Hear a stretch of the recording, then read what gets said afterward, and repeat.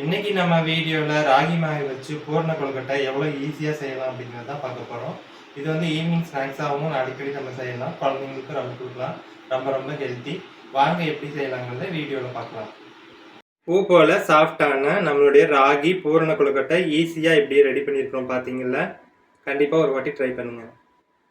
பாருங்க, ஒன்று கட் பண்ணி காமிச்சிருக்கேன். நல்லா சாஃப்டாக பஞ்சு மாதிரி இருக்கும் சாப்பிட்றதுக்கு.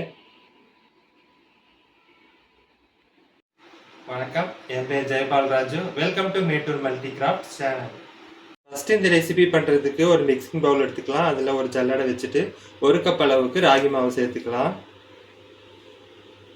கூடவே இதுக்கு தேவையான அளவு உப்பு சேர்த்துட்டு இதை ஒரு வாட்டி ஜலிச்சு எடுத்துக்கலாம். மாவு ஜலிச்சாச்சு. இப்போ நல்லா ஒரு வாட்டி மிக்ஸ் பண்ணிடலாம்.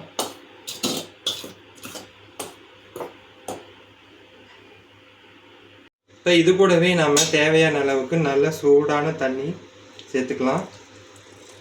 தண்ணி வந்து நல்லா சூடாக இருக்கணும். நம்ம சுடு தண்ணி சேர்த்ததுனால கை வச்சுட்டு செய்ய முடியாது, அதனால ஒரு மாதிரி கரண்டி வச்சு நல்லா இதை பிசைஞ்சு விட்டுருங்க. நமக்கு சாஃப்டான ஒரு சப்பாத்தி மாவு பதத்துக்கு வரணும். அந்த அளவுக்கு தண்ணியை கொஞ்சம் கொஞ்சமாக சேர்த்து பிசைஞ்சுங்க. இது இப்போ கரெக்டாக இருக்குது. இது ஒரு மூடி போட்டு மூடி ஒரு பக்கம் வச்சிடலாம். இப்போ அதை மூடி போட்டு மூடி நம்ம ஒரு பக்கம் வச்சிடலாம். இந்த சூட்லேயே மாவு கொஞ்சம் நல்லா வெந்து வரும். மாவு கைப்பருக்கு சூடு வரதுக்குள்ளே நம்ம உள்ளே வைக்கிற ஸ்டஃபிங் ரெடி பண்ணிடலாம். அதுக்கு ஒரு மிக்சி ஜாரில் ஒரு 1/4 கப் அளவுக்கு வேர்க்கடலை சேர்த்துக்கலாம். 1 கப் அளவுக்கு துருகிய வெல்லம் சேர்த்துக்கலாம். 1 கப் அளவுக்கு துருகிய தேங்காய் சேர்த்துக்கலாம். நான் வந்து டெசிக்னேட் கோகோனட் யூஸ் பண்ணுறேன்.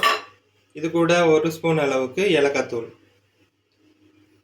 இப்போ நம்ம இதை நல்லா கொஞ்சம் கொரகொரப்பாகவே அரைச்சி எடுத்துகிட்டு வந்துடலாம். இதை நல்லா அரைச்சிட்டு வந்தாச்சு. பாருங்கள், இந்த அளவுக்கு கொரகொரப்பாக இருந்தாவே போதும். அடுப்பில் ஒரு கடாய் வச்சுருக்கேன். அதில் 1 ஸ்பூன் அளவுக்கு நெய் சேர்த்துருக்கேன். நெய் நல்லா உருகட்டும்.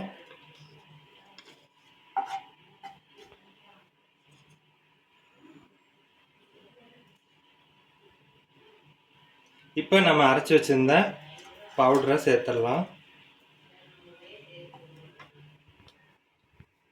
ஸ்டவ் நல்லா மீடியம் ஃப்ளேம்லேயே வச்சு இது நல்லா வெல்லம் வந்து நல்லா இதில் மெல்ட் ஆகி ஒரு பதத்துக்கு வரும். அது வரைக்கும் நம்ம இதை மிக்ஸ் பண்ணிக்கலாம். ஓகே, இது பார்த்திங்கன்னா நல்லா வெல்லம் மெல்ட் ஆகி நல்லா கரெக்டான பக்குவத்துக்கு வந்திருக்கு. இது கூட நான் வறுத்த எள் சேர்த்துக்கிறேன். சேர்த்துட்டு இதை நல்லா மிக்ஸ் பண்ணிடலாம்.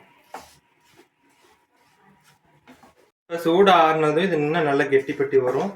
இந்த மாதிரி இலகலாகவே இருக்கட்டும். இது வேற ஒரு பாத்திரத்தில் மாற்றி வச்சுக்கலாம். இதுவும் நல்லா முழுமையாக ஆறி வரட்டும். ஓகே, இப்போ நம்ம மாவை பார்க்கலாம். மாவுக்கு நல்லா கை பொறுக்கிற சூடு வந்துருச்சு. இப்போ நல்லா ஒரு வாட்டி பிசைஞ்சு எடுத்துக்கலாம். மாவு பாருங்க, இந்த மாதிரி சாஃப்டாக இருக்கணும். இப்போ இதுலேருந்து கொஞ்சம் மாவு எடுத்து நம்ம உருண்டை பண்ணிக்கலாம். மாவு எடுத்துக்கலாம். இதை நல்லா உள்ளங்கையில் இந்த மாதிரி தட்டிட்டு ரவுண்ட் ஷேப்புக்கு கொண்டு வந்துடலாம். இப்போ இந்த மாதிரி நம்ம ரவுண்ட் ஷேப் கொண்டு வந்துட்டு இதில் கொஞ்சமாக வந்து பூரணத்தை வச்சுக்கலாம். பூரணம் நமக்கு எவ்வளோ தேவையோ அந்த அளவுக்கு வச்சுக்கலாம். இப்போ இதை நம்ம சுற்றியும் வச்சு க்ளோஸ் பண்ணிடலாம். எல்லா மாவுலையும் இந்த மாதிரி நம்ம உருண்டைகளாக உருட்டி எடுத்துக்கலாம். இப்போ வந்து இட்லி பாத்திரத்தில் 2 கப் அளவுக்கு தண்ணி வந்து ஊற்றி வச்சுருக்கேன். இது நல்லா சூடாகிட்டு இருக்கு. இப்போ நம்ம செஞ்சு வச்ச உருண்டைகளை உள்ளே சேர்த்துடலாம். வாழை இலையில் வச்சு வேக வைக்கும்போது இதுக்கு நல்ல ஒரு வாசனை கிடைக்கும். அதுக்காக தான் செய்கிறது.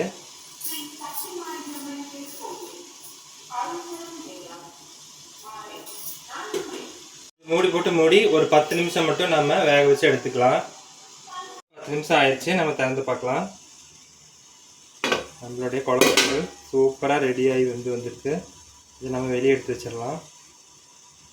அவ்வளோதான், நம்மளுடைய ஈஸியான ராகி பூரண கொழுக்கட்டை ரெடி ஆயிடுச்சு. இது நீங்கள் மேலே வச்சு ஏதாவது டெக்கரேட் பண்ணுறதுனால பண்ணிக்கலாம். நான் வந்து இன்றைக்கி வந்து கடையில் வாங்கின ராகி மாவு தான் யூஸ் பண்ணியிருக்கேன். நீங்கள் வந்து வீட்டிலேயே ரெடி பண்ண மாவு இருந்தாலும் யூஸ் பண்ணிக்கலாம். இதே மாதிரி பர்ஃபெக்டாக வரும்.